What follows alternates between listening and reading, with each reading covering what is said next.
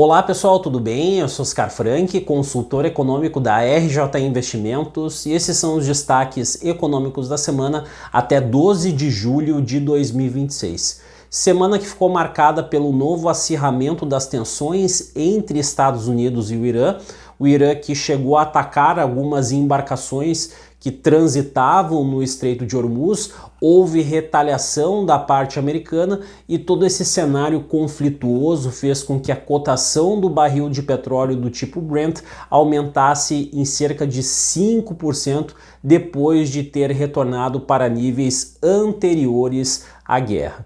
Do ponto de vista da agenda de dados econômicos, destaque para a revelação do ISM de serviços para os Estados Unidos referente ao mês de junho de 2026. É uma sondagem qualitativa que guarda uma aderência bem interessante com o comportamento da atividade econômica daquele setor.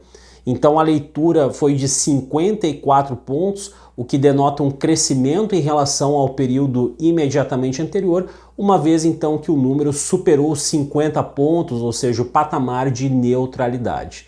Os destaques foram os novos pedidos, o próprio comportamento da atividade e também da demanda.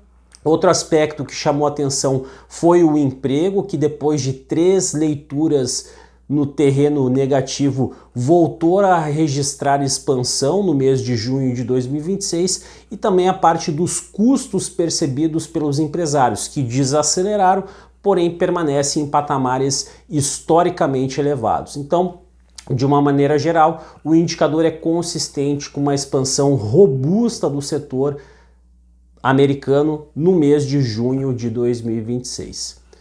Outro destaque, pessoal, envolveu a revelação da ata do FONC, do Comitê Responsável pela Política Monetária dos Estados Unidos, lembrando que a reunião aconteceu ainda no mês de junho de 2026 e trouxe um tom mais duro, mais rock, a respeito do que nós podemos esperar com relação ao futuro dos juros. Então, a visão consensual é de que, a despeito da assinatura do memorando de entendimento entre Estados Unidos e o Irã, o balanço de riscos da inflação americana permanece sendo altista, ou seja, a probabilidade de uma aceleração supera a de uma desaceleração.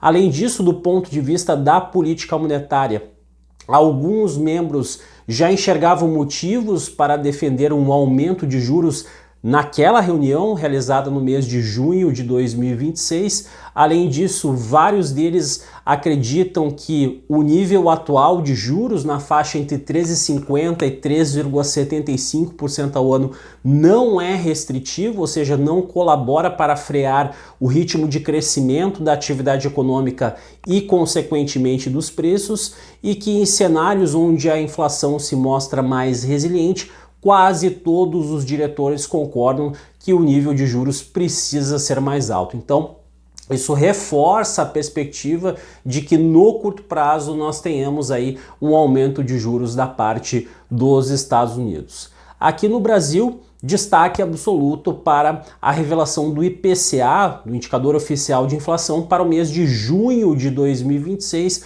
uma alta de 0,16%, muito abaixo do que o mercado esperava, que era aproximadamente 0,31%. Grande parte dessa surpresa positiva decorreu do comportamento da alimentação no domicílio. No entanto, os recortes qualitativos, ou seja, que são mais sensíveis aos ciclos de alta e de baixa da produção e do emprego por conta da retirada de componentes tipicamente voláteis, todos eles vieram melhores do que o esperado, incluindo manufaturados, a média dos 5 núcleos acompanhados pelo Banco Central e também os serviços subjacentes. Então foi uma leitura muito positiva, muito benigna que nós tivemos. No entanto, isso não tende a mudar a perspectiva do ponto de vista da política monetária. Então, imagino mais um corte da taxa Selic em 0,25 ponto percentual na reunião do Copom do mês de agosto e a sustentação dessa taxa por alguns meses. E por que isso acontece? Em primeiro lugar, porque os efeitos dessas medidas de incentivo ao consumo por parte do governo federal ainda não se materializaram por completo sobre os preços, e também nós teremos um impacto do fenômeno El Niño, principalmente revertendo esse quadro mais benigno que apareceu justamente no IPCA do mês de junho. Isso deve ficar ali na transição ao longo desses próximos meses, entre agosto e setembro, principalmente. Então, essas leituras menos favoráveis do ponto de vista da alimentação, que pesam bastante para o indicador, jogarão em desfavor aí de uma convergência mais rápida do IPCA rumo à sua meta de 3%, e isso vai exigir um esforço adicional da política monetária aqui no Brasil. Vejo vocês na próxima, um abraço e até mais.